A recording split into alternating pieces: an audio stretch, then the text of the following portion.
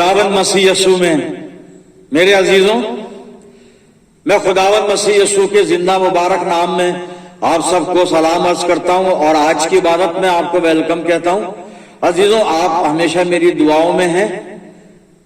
खुदावंद के बड़े शुक्रगुजार हैं आज की इस अच्छी फेलोशिप के लिए। पिता परमेश्वर ने ये मुबारक वक्त हमें दिया, हम सब मिलकर और एक साथ बैठकर परमेश्वर के वचन पर ध्यान कर सकते हैं। आज जो परमेश्वर ने मनन के लिए मुझे हिस्सा दिया है, आप अपनी बाइबल में इब्रानियों की पत्री निकालें और उसका 11 अध्याय निकाल लीजिए। और मैं 17 पद से 19 पद तक आपके सामने पढ़ रहा हूं। आप अपनी बाइबल में देखिएगा। ईमान ही से अब्राहम ने आजमाइश के वक्त इसहाक को नजर गुजराना और जिसने वादों को सच मान लिया था वो उस इकलौते को नजर करने लगा, जिसकी बाबत ये कहा गया था कि इसहाक ही से तेरी नस्ल कहलाएगी, क्योंकि वो समझा कि खुदा मुर्दों में से जिलाने पर भी कादिर है। चुनांचे उन्हीं में से तमसील के तौर पर वो उसे फिर मिला। खुदावंद की बरकत उसके पाक कलाम के पढ़े जाने पर, सुने जाने पर हो। आमीन। आइए दुआ मांगे। प्यारे आसमानी बाप, हम तैयार हैं तेरे कलाम को सुनने के लिए, समझने के लिए और इस कलाम के जरिए से तेरी पाक मर्जी को मालूम करने के लिए। हम में से हर एक को पाक रूह का मसा अता फरमा। प्यारे खुदा बाप, होने दे वचन रूपी बीज हमारे दिल की जमीन पर जब गिरता है तो जड़ पकड़े और बहुत सा फल लेकर आए। हमारे चारों तरफ अपने पाक फरिश्तों की सेना का बाड़ा बांधना कि शैतान किसी भी तरह से हमें दखल ना दे। प्यारे पिता परमेश्वर, हर प्रकार से अपने आप को तेरे अधीन करते हैं, दुआ करते हैं वचन के द्वारा हमसे बात कर। इस प्रार्थना को तेरे प्यारे पुत्र अपने उद्धार करता प्रभु यीशु मसीह के जिंदा और मुबारक नाम के वसीले से मांगते हैं, सुन और कबूल कर ले। आमीन। आज एक बार फिर परमेश्वर के शुक्रगुजार हैं अच्छे वक्त, अच्छी फेलोशिप के लिए और आज के इस मुबारक दिन के लिए कि हम खुदावंद की हैकल में मौजूद हैं। उसके पाक कलाम को पढ़कर अपनी जिंदगियों के लिए से बल और रहनुमाई प्राप्त करना चाहते हैं और करने के लिए तैयार हैं। प्रभु हमारी अगुवाई करें। कलाम में से मैं आपके सामने इब्रानियों की पत्री 11 अध्याय के 17 से 19 पद को अभी पढ़ चुका हूं, जहां पर अब्राहम के बारे में लिखा हुआ है। और आगे बढ़ने से पहले मैं बताना चाहूंगा कि इब्रानियों के खत को जो लिखा गया, लिखने वाले ने इन ईमानदार यानी ये प्रभु यीशु मसीह के अनुयायियों को देखा, ऑब्जर्व किया, समझा, जाना और वो इस नतीजे पर पहुंचा कि मसीह यीशु के ये लोग जिनको खत लिखा गया, ये परसिक्यूशन की वजह, सताओं की वजह से अपने विश्वास से भटक सकते हैं। इसलिए इनकी रहनुमाई की जाए, इनकी काउंसलिंग की जाए, इनको मोटिवेट किया जाए ईमान में बने रहने के लिए, इनको हिम्मत और हौसले से भरा जाए कि ये अपने विश्वास से हटे नहीं, बल्कि सताओं के आलम में भी, परसिक्यूशन के आलम में भी ये अपने ईमान में कायम रहे। और इस खत को इस बात से इंस्पायर होकर लेखक ने लिखा है। और भी बहुत सी बातें उसने लिखी हैं, खुदावंद मसीह यीशु के बारे में भी बहुत कुछ बताया उसने। लेकिन अभी जो पद पढ़े गए, इब्राहिम के ईमान की बात वहां पर की जा रही है और लेखक लोगों को बता रहा है कि ईमान ही से अब्राहम ने एक बड़ा अनहोना काम किया या एक ऐसी मुश्किल आज्ञा का पालन किया कि जिसको शायद अब्राहम के अलावा कोई और होता तो ना करता। और वो क्या था? वो ये था कि ईमान में होकर अब्राहम अपने ईमान में ऐसा था कि परमेश्वर के कहने के अनुसार अब्राहम ने अपने एकमात्र पुत्र को बलि करने के लिए कुर्बान गाह पर बलि की वेदी पर लिटा दिया, छोरा हाथ में लेकर, और उसके गले पर छुरी फेरने को तैयार था और छुरी फेर देता। खुदा ने रोका उसको, लेकिन वो छुरी फेर देता, बच्चे का, अपने इकलौते पुत्र का गला काट देता, क्योंकि खुदा ने कहा था। वहां ईमान कहां आया? ईमान यहां आया कि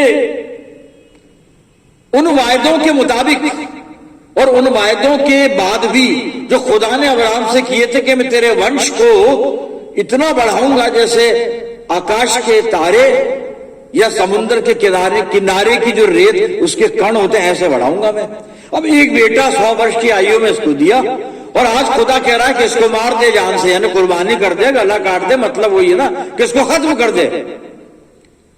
और अब्राहम के दिमाग में वो वादे हैं खुदा के कि मैं तेरे वंश को इतना बढ़ाऊंगा, और फिर भी वो जो वंश का जो सोर्स है, यानी अपना बेटा, उसका बेटा, इसके बाद उसका बेटा ही तो आगे बढ़ाएगा ना वंश को, उसको खत्म करने के लिए तैयार है। यहां ईमान कहां है? ईमान यहां पर यहां है। ईमान यह है कि अब्राहम इतना जानता है कि मैं अपने बेटे को मार दूंगा ना, वो कत्ल कर दिया जाएगा, गला काट दिया जाएगा, तो भी मेरा खुदा मेरे मरे हुए बेटे को मुर्दों में से जिंदा करने के लिए सामर्थ्य परमेश्वर है, और वह ऐसा करेगा। यह था साहब उसका ईमान। मेरे अजीजों, आज ईमान को हम जानते हैं, यानी विश्वास को हम जानते हैं। वी ऑल आर बिलीवर के, यानी कि बिलीव करते हैं यीशु मसीह पर। बिल्कुल ही हमारा विश्वास है प्रभु यीशु मसीह पर। विश्वास लाए हुए लोग हैं, और विश्वास सबसे पहली सीढ़ी है खुदावंद मसीह यीशु के पास जाने के लिए, और प्रभु की दृष्टि में ग्रहण योग्य बनने के लिए ईमान, विश्वास की बात, हम फेथ की बात कर रहे हैं आज। और अब्राहम के फेथ की यहां पर मिसाल दी जा रही है साहब। ये मिसाल और भी लोगों के विश्वास की मिसाल दी है, पर अभी अब्राहम को लेकर हम चल रहे हैं। प्रियजनों, ये विश्वास को तो हम भी सुनते हैं, जानते हैं, समझते हैं, और विश्वास में जीते भी हैं, और विश्वास पर जिंदा है, और विश्वास वचन भी बोलते हैं, क्रीड अपना जो है उसको भी बोलते हैं। पर बात बोलने और सुनने की नहीं है, न पढ़ने और लिखने की है। जिंदगी में हम विश्वास को कितना जीते हैं, प्रैक्टिकल लाइफ में हमारे ईमान की दशा क्या है? बातों में नहीं, शब्दों में नहीं। हम ईमान को लेटर में रखते हैं, लिखा हुआ दस्तावेज, मैसेज, बोलने में ले लेते हैं अल्फाज में, लेकिन इसकी स्पिरिट में हम जीते हैं क्या? विश्वास की जो स्पिरिट है, जिसमें ईमान नजर आए, ईमान प्रैक्टिकल शेप पाकर लोगों को दिखे, जो अब्राहम का देखा गया और अब्राहम की मिसाल दी गई। ये अब्राहम के पास इतना मजबूत ईमान कैसे पैदा हो गया, और क्यों इसको ईमान का, विश्वासियों का पिता कहा गया? जब इसकी बुलाहट के बारे में हम उत्पत्ति 12 में पढ़ते हैं ना, पहले 1 पद से 3 पद आप जब पढ़ेंगे तो वहां पर अब्राहम की कॉलिंग के बारे में लिखा हुआ है। परमेश्वर ने आज्ञा से कहा कि परमेश्वर ने आज्ञा दी अब्राहम को, और अब्राहम से कहा कि अब्राहम तू अपने देश को छोड़ दे, नगर को छोड़ दे, तू अपने कुटुंब को छोड़ दे, तो अपने पिता के घर को छोड़ दे, और आजा मेरे पीछे, मैं तुझे एक जगह ले जाकर बसाना चाहता हूं। और वहां पे लिखा है कि अब्राहम ने परमेश्वर की बात पर विश्वास किया, और वहां पर यह भी वादे किए परमेश्वर ने कि मैं तुझसे एक बड़ी जाति बनाऊंगा, मैं तुझे आशीष का मूल बनाऊंगा, तुझे ब्लेसिंग बनाऊंगा, मैं दुनिया के लिए, कौमों के लिए, राष्ट्रों के लिए, और तू एक ब्लेसिंग होगा, तू एक आशीष का मूल होगा तू। ये खुदा ने कहा है।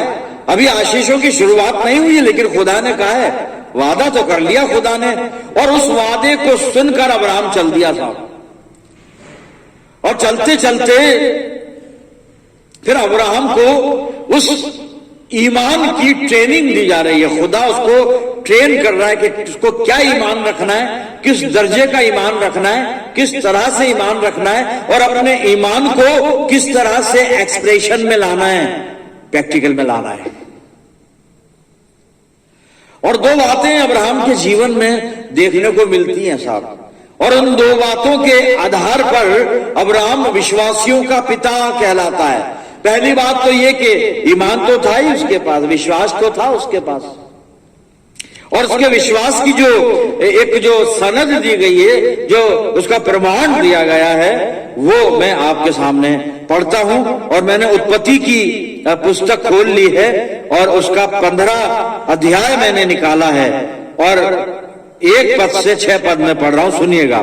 इन बातों के पश्चात यहोवा का यह वचन दर्शन में अब्राहम के पास पहुंचा, हे अब्राहम मत डर, तेरी ढाल और तेरा अत्यंत बड़ा प्रतिफल मैं हूं। अब्राहम ने कहा, हे प्रभु यहोवा, मैं तो निर्वंश हूं और मेरे घर का वारिस ये दमिश्कवासी एलियाजर होगा, और तू मुझे क्या देगा? अतः तू मुझे क्या देगा? और अब्राहम ने कहा, मुझे तो तूने वंश नहीं दिया, और क्या देखता हूं कि मेरे घर में उत्पन्न हुआ एक जन मेरा वारिस होगा।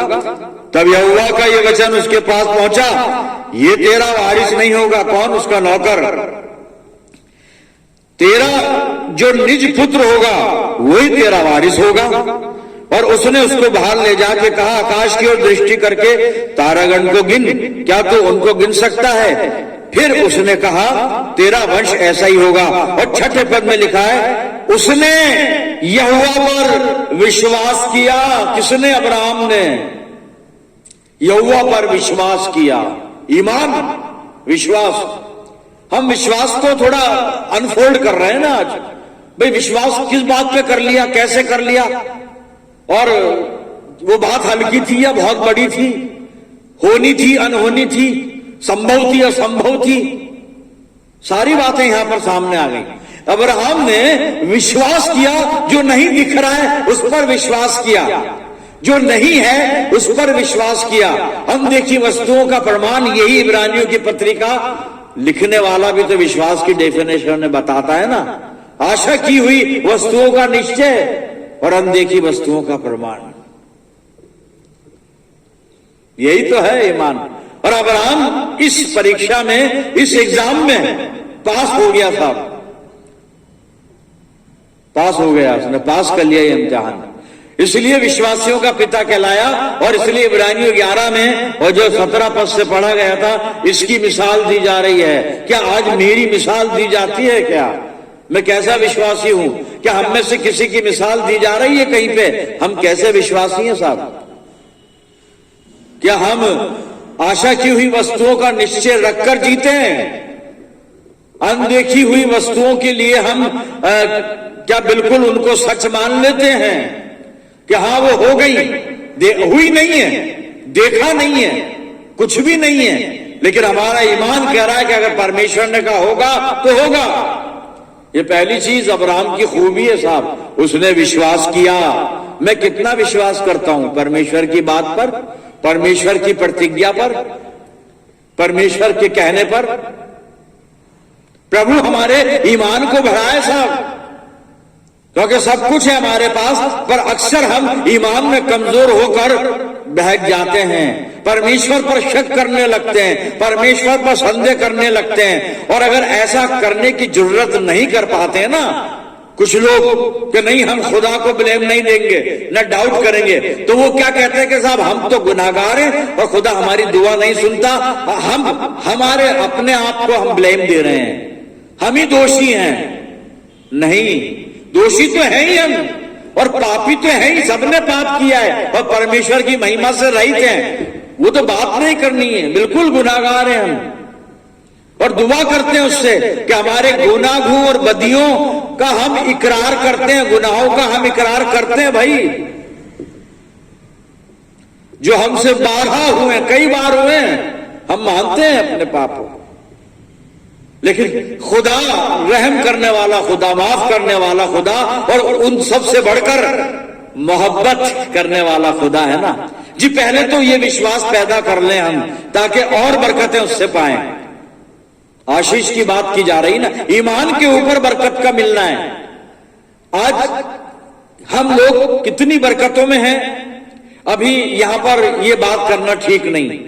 हम लोग किस परिस्थिति में हैं, ये बात करना अभी ठीक नहीं।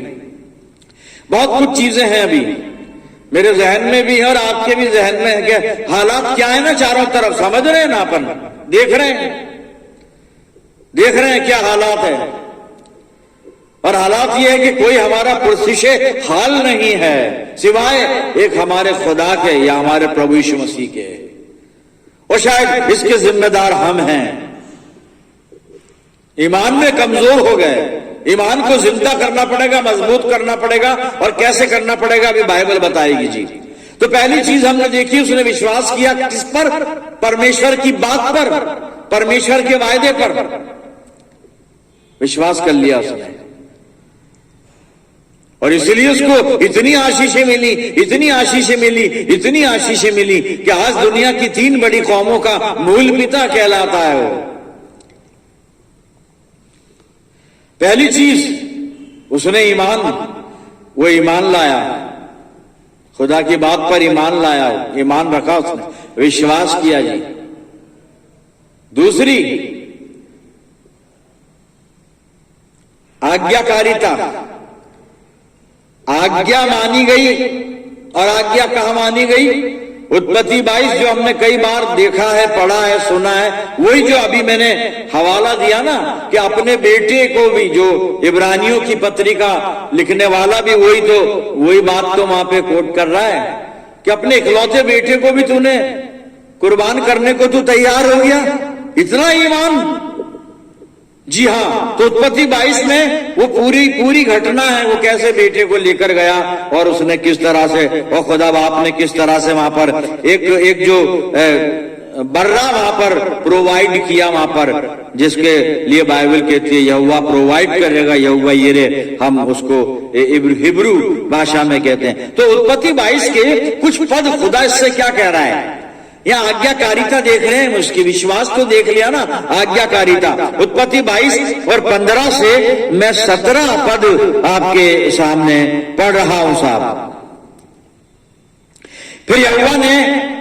फिर यहोवा के दूत ने दूसरी बार स्वर्ग से अब्राहम को पुकार के कहा, यहोवा की ये वाणी है कि मैं अपनी ही ये शपथ खाता हूं कि तूने जो ये काम किया है कि अपने पुत्र वरन अपने इकलौते पुत्र को भी नहीं रख छोड़ा, इस कारण मैं निश्चय तुझे आशीष दूंगा और निश्चय तेरे वंश को आकाश के तारागण और समुद्र के तीर की बालू के किनकों के समान अनगिनत करूंगा, और तेरा वंश अपने शत्रुओं के नगरों का अधिकारी होगा। आज्ञाकारिता, तूने जो ये काम किया, काम क्या किया अब्राहम? खुदा ने कहा अपने बेटे को कुर्बान कर दे, ठीक है परमेश्वर, आज्ञाकारिता। इससे बड़ी आज्ञाकारिता दुनिया में किसी ने भी नहीं पूरी की, केवल मेरे प्रभु यीशु मसीह के। जी हां, अब्राहम सेकंड नंबर पर है। अब्राहम अपना बेटा दे रहा है खुदा के कहने पर, मेरे यीशु मसीह ने खुद को दे दिया खुदा के कहने पर कि गुनाहगारों के लिए कुर्बान हो जा। मेरे लखते जिगर और मेरा प्रभु कुर्बान हो गया साहब। आज्ञाकारिता। मेरे अजीजों, हमारा ईमान और आज्ञाकारिता कैसी है, क्या लेवल है? मेरे विश्वास का स्तर क्या है? मेरी आज्ञाकारिता का क्या स्तर है? कितना कहना मैं परमेश्वर का मानता हूं, कितना मैं वचन परमेश्वर का मानता हूं, परमेश्वर के वचन पर कितना मैं चलता हूं, इसको प्रैक्टिकल कितना जीता हूं मैं, कितना जीता हूं। क्योंकि हम क्या करते हैं कि हम अपने दिल का और दिमाग का इस्तेमाल करने लगते हैं कई बार, और तब हम परमेश्वर से दूर हो जाते हैं, विश्वास से भटक जाते हैं। और दिल और दिमाग का इस्तेमाल पता कैसे करते हैं? बाइबल की पहली घटना, अप्रिय घटना, बाइबल की पहली अप्रिय घटना, दुनिया का पहला गुनाह, उसको अगर देखेंगे ना, उत्पत्ति 3 पहले पद से जब पढ़ना शुरू करेंगे, शैतान हव्वा के पास जाकर पूछ रहा है कि क्या परमेश्वर ने तुम्हें इस बाग के फल खाने के लिए मना किया है? देखिए कितनी चालाकी से बात की जा रही है। हवा कहती है नहीं, बाग के सारे फल हम खा सकते हैं, बस सिर्फ जो बाग के बीचों बीच एक जो पेड़ है ना, उसका फल, उस फल के लिए खुदा ने कहा है। क्या कहा है? हवा कहती है कि ना तो उसे खाना ना उसे छूना। छूने के लिए मना नहीं किया था, लेकिन अब क्योंकि शैतान की संगति में है ना, तो शैतान का असर तो आएगा ना। खैर, ना खाना ना छूना। अब ये तो चल रही है, दिल और दिमाग यहां पे इस्तेमाल कर रही है हवा। यहां पे ईमान भी नहीं है, मोहब्बत भी नहीं है, आज्ञाकारिता भी नहीं है। रीजनिंग चल रही है कि हाँ नहीं सब खा सकते हैं, और हमें याद आ रहा है कि हाँ एक दरख्त है बीचों बीच, हाँ उसके लिए कहा है खुदा बाप ने, और कहा ये है, सेंटेंस पूरे के पूरे बोल दिए। उसके बाद शैतान कहता है कि नहीं भाई, तुम इसको खाने के बाद नहीं मरोगे, क्योंकि उसने अपनी बात ये पूरी की थी कि खुदा ने कहा है कि ना खाना ना छूना, और जिस दिन तुम खाओगे मर जाओगे। शैतान कहता है नहीं मरोगे। हव्वा ने सुन ली, नहीं मरेंगे। हाँ तू कह रहा है तो बात में खुद हमें ऐसे कैसे मर जाएंगे? यूं ही मर जाते हैं क्या? कोई एक फल खाने से कौन मरता है? कोई नहीं मरता। फिर आगे वो कहता है शैतान कि मगर खुदा जानता है कि जब तुम ये फल खाओगे तो तुम्हारी आंखें खुल जाएंगी, प्रमोशन हो जाएगा तुम्हारा, कुछ डेवलपमेंट होगा जिंदगी में, कुछ प्रोग्रेस होगी लाइफ में, ग्रोथ होगी वगैरह वगैरह, तुम्हारी आंखें खुल जाएंगी और तुम भले बुरे का ज्ञान पाकर, ज्ञान भी मिल जाएगा तुम्हें, what is right what is wrong, भला क्या है बुरा क्या है, तुम्हें ज्ञान भी मिल जाएगा। अब दिमाग चल रहा हुआ का भाई बातें तो बड़ी फायदे की हैं, एक फल ही तो खाना है और इतनी नियामतें मिलेंगी, एक जरा सा कहना ही तो तोड़ना खुदा का और इतनी बरकतें मिलने वाली हैं, इतनी तरक्की मिलने वाली है, इतने प्रमोशन होंगे, आंखें खुलेंगी, सब कुछ देखेंगे, बहुत कुछ है देखने के लिए दुनिया में। फिर भले बुरे का ज्ञान पालेंगे, ज्ञानवान बन जाएंगे, बुद्धिजीवियों में हमारा शुमार होगा। और आगे शैतान कहता है कि भले बुरे का ज्ञान पाकर सबसे बड़ी बरकत परमेश्वर के तुल्य खुदा के बराबर हो जाओगे। अब इससे ज्यादा और क्या चाहिए इंसान को? इंसान यही तो चाहता है कि तरक्की करते करते करते करते करते करते अमीरों के बराबर हो जाऊं, और फिर जो बहुत ज्यादा धनाढ्य हैं उनके बराबर हो जाऊं, और मैं बड़े बड़े लोगों के बराबर हो जाऊं, मेरा स्टेटस हाई हो जाए, लेवल हो जाए, और लोग मुझे इस तरह से सलाम करें जैसे खुदा की इबादत की जाती है, मैं भी खुदा बन जाऊंगा। ये ह्यूमन नेचर है साहब, ह्यूमन नेचर है ये, ह्यूमन नेचर, ह्यूमन नेचर है। बस दिल और दिमाग चल रहा है यहां पर, यहां ईमान नहीं है, आज्ञाकारिता नहीं है, और प्रेम तो खत्म ही हो गया हुआ के दिल में, प्यार भी नहीं है। तो कह सकती थी मेरा परमेश्वर मुझसे प्यार करता है और कभी मुझे गलत बात नहीं कहेगा, मेरा परमेश्वर कभी गलत सलाह नहीं देगा, मेरे परमेश्वर के वादे कभी झूठ नहीं होंगे, शैतान दूर हट नहीं कर पाई, सब फेल हो। खैर, तो हम इस तरह से दिल और दिमाग का इस्तेमाल करते हैं और प्रभु से दूर चले जाते हैं और आशीषों से महरूम हो जाते हैं। और आशीष कहां से मिलती है? ईमान से और आज्ञाकारिता से। जी आज्ञाकारिता देखी ना, अभी मैंने उत्पत्ति 22 से 15 से 17 पद आपके सामने पढ़े थे। आज्ञा का खुदा कहता है मैं तुझे बहुत बरकत दूंगा अब्राहम, बहुत बरकत दूंगा। और अगर बरकतों की हम बात कर रहे हैं ना, तो आप नोट करें और इसको कभी पढ़िएगा बैठकर साहब। व्यवस्था विवरण 28 और 1 से 14 पद में आशीषें हैं परमेश्वर की, और आशीषें इसलिए है, खुदा कहता है कि अगर तुम मेरी आज्ञा का पालन करोगे तो ये सारी दुनिया भर की बरकतें तुम्हें दूंगा। आप पढ़िएगा। और उसके बाद 15 पद से परमेश्वर कहता है कि अगर तुम मेरी आज्ञा को नहीं मानोगे तो ये श्राप तुम पर आएंगे 15 से, और साहब 69 वर्ष 68 आयत तक, 15 आयत से व्यवस्था विवरण 28, 15 से 68 आयत आप कर्ज और श्राप पढ़िए, आप रोंगटे खड़े हो जाएंगे साहब। और फिर आप ईमानदारी से देखना कि वो जो श्राप वाला पोर्शन है आज वो हम पे लागू होता है। क्यों होता है लागू? क्या हुआ हमारे ईमान का और क्या हुआ हमारी आज्ञाकारिता का? क्या हुआ?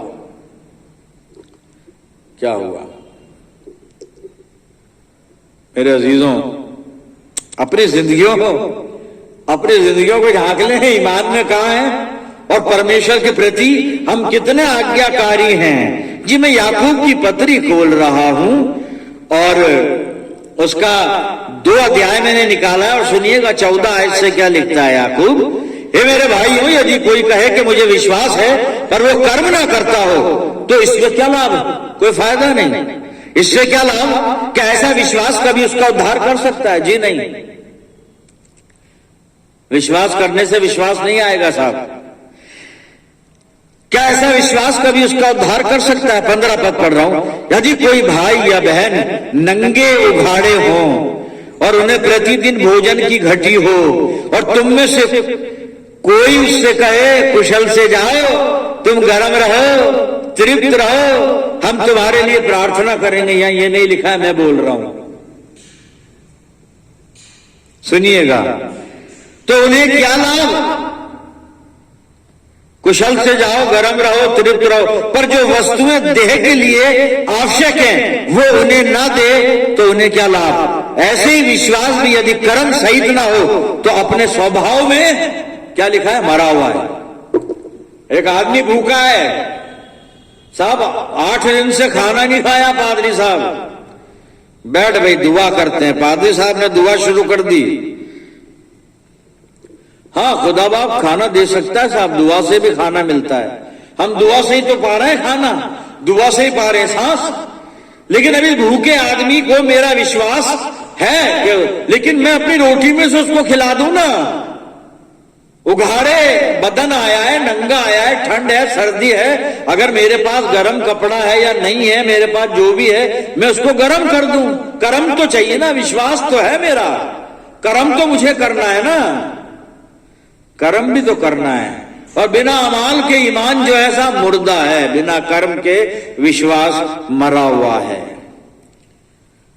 तो मुझे आशीष पाने के लिए अब्राहम वाला ईमान पैदा करना है आज, और फिर बरकतें ही बरकतें हैं। आपको बरकतें चाहिए, सबको चाहिए साहब बरकतें, लेकिन लगता है कभी कभी कि हमें बरकतें मिली नहीं, हम तक बरकत नहीं पहुंची, या ऐसा भी होता है कि नहीं सब कुछ मिला पर एक चीज नहीं मिली। नहीं, क्यों नहीं मिली एक चीज? वो एक चीज क्यों रह गई साहब दूर? एक बात की घटी यीशु मसीह को पसंद नहीं है। अमीर आदमी कहता है सब कुछ मांगता हूं, व्यवस्था पे चलता हूं, बचपन से मांगता हूं, और यीशु मसीह कह रहा है बेटा ठीक है, बहुत अच्छा है, तू बचपन से चढ़ जाता है, बचपन से दुआ करता है, बचपन से बाइबल पढ़ता है, बचपन से बाइबल पढ़ा देता है, सब कुछ कर देता है, तेरा नाम भी अच्छा है, काम भी अच्छा है, तेरी अच्छी पहचान है, अरे सब कुछ है, तुझमें एक बात की घटी है, बस एक चीज, एक बात की घटी है, वो एक बात ले डूबी साहब, चला गया वो, खुदा की बादशाह अनंत जीवन नहीं मिला उसको, एक बात की घटी थी बस एक। यीशु मसीह एक बात से क्या होता है? 100 में से 99 तो है ना? नहीं साहब, यीशु मसीह को तो 100 में से 100 चाहिए, 100 में से 100, 99 out of 100 my Jesus does not like. आखिरी हवाला पढ़ता हूं मैं, फिर अपने ईमान को संभाल लेंगे जी। गलातियों की पत्री 3 अध्याय और 6 आयत से 9 आयत सुनिएगा क्या लिखता है पौलुस।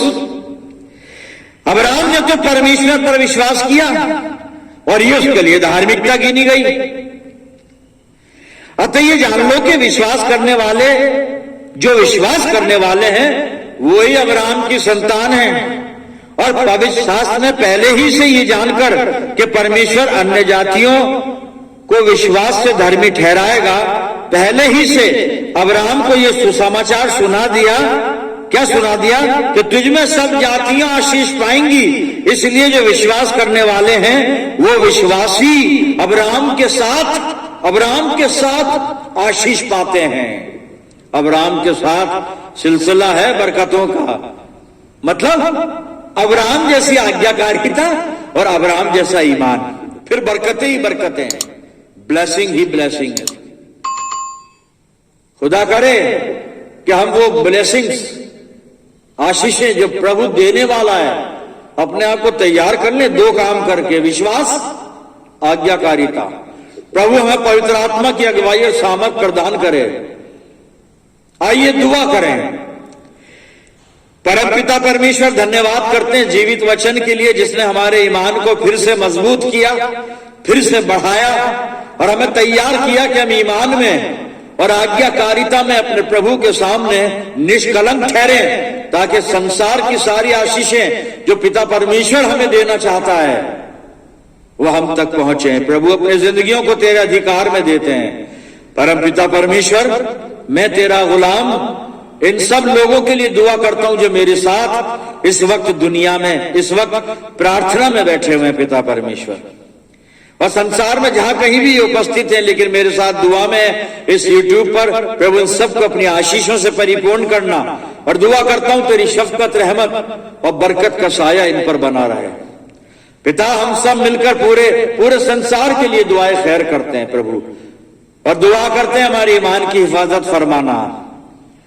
अपने आप को तेरे इख्तियार में देते हैं प्रभु, और ये दुआ तेरे प्यारे और इकलौते बेटे अपने उद्धार करता प्रभु यीशु मसीह के जिंदा मुबारक नाम के वसीले से मांगते हैं। सुन और कबूल कर ले। आमीन, आमीन। अब हमारे प्रभु यीशु मसीह का अनुग्रह, पिता परमेश्वर का प्रेम, पवित्र आत्मा की सहभागिता हम सब के साथ, समस्त विश्वासियों के साथ, हमारी सब मंडलियों के साथ अब से लेकर हमेशा तक होती रहे। आमीन।